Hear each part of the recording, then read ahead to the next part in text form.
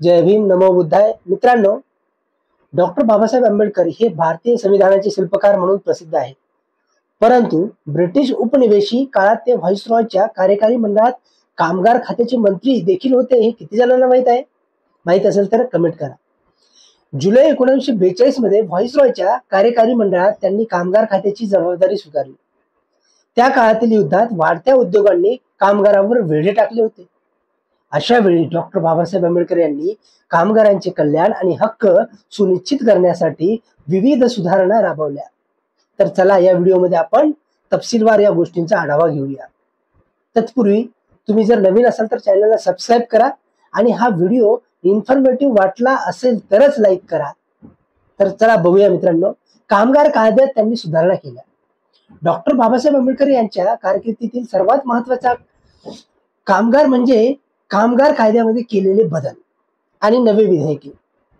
त्यांनी RBI commission 1930 आणि ILOच्या तऱ्हेच्या शिफारशीवर आधारित काम सुरू केले. या सुधारणांपैकी काही प्रमुख गोष्टी होत्या. त्यामध्ये 8 तासांचे कार्यदिवस. त्याआधी कारखान्यामध्ये दैनिक कामगारांना 14 तास काम करावे लागायचे. डॉक्टर बाबासाहेब आंबेडकर यांनी 4थ्या भारतीय कामगार परिषदेच्या अधिवेशनात नोव्हेंबर 1942 मध्ये दिवसाचे कामकाळ 8 तासावर आणले. या निर्णयानुसार साप्ताहिक कामाचे तास 48 इतके कायम ठेवले गेले. अधिकार आणि लाभ.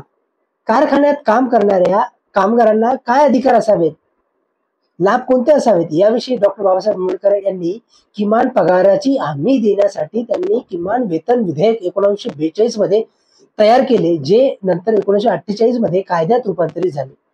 यासोबतच पगार भरणा सुधारणा कायदा 1944 पुढे सरकवले, ज्यामध्ये इयरनेस भत्ता, सुट्टीचे देयके, ओव्हर टाइम पगार, सवलतीचे अन्न इत्यादी बाबत नियम केले गेले.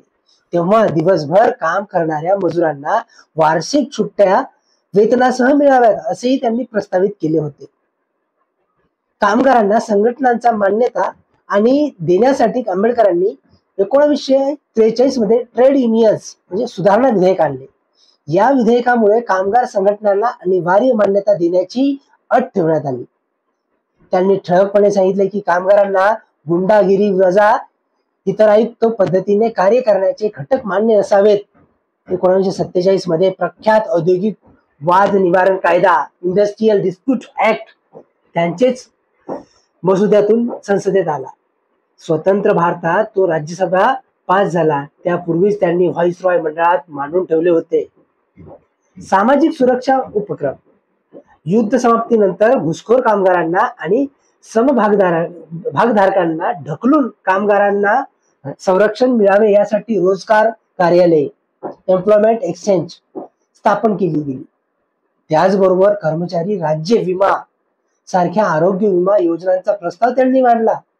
आज आपण बघतो आहोत की आरोग्य विमा कामगारांना एक मोठमोठ्या ऑर्गनायझेशन का देतात, तर त्यासाठी बाबासाहेबांनी पूर्वीच तरतूद करून ठेवलेली आहे. मित्रांनो, आरोग्य विमा सारख्या योजनांचा प्रस्ताव त्यांनी मांडला.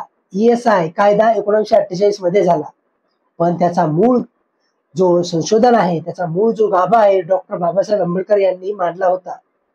कामगारांचे जीवनमान उंचावण्यासाठी कामगार कल्याण निधी, कौशल प्रशिक्षण योजना इत्यादीही त्यांनी पुढे आणल्या होत्या. महिला व बाल कामगार संरक्षण. डॉक्टर बाबासाहेब आंबेडकर हे फक्त पुरुष कामगारांसाठीच नव्हते, तर महिलांना आणि बाल कामगारांना संरक्षण देण्याचाही त्यांनी ठाम आवाज उठवला.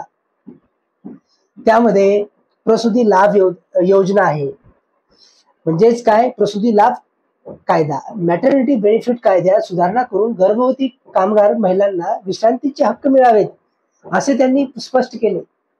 महिला बाल कामगार कायदे, woman and child labour protection act सारखी अनेक तरतुदी त्यांनी प्रस्तावित केल्या, ज्यात महिलांना सुरक्षित कामाच्या अटी आणि कामकाजाचे जे मर्यादित तास ठेवण्यात आले असे म्हटले गेले. याशिवाय ते मॅटर्निटी लाभ तरतूद आणण्यासाठीही पुढाकार घेत होते.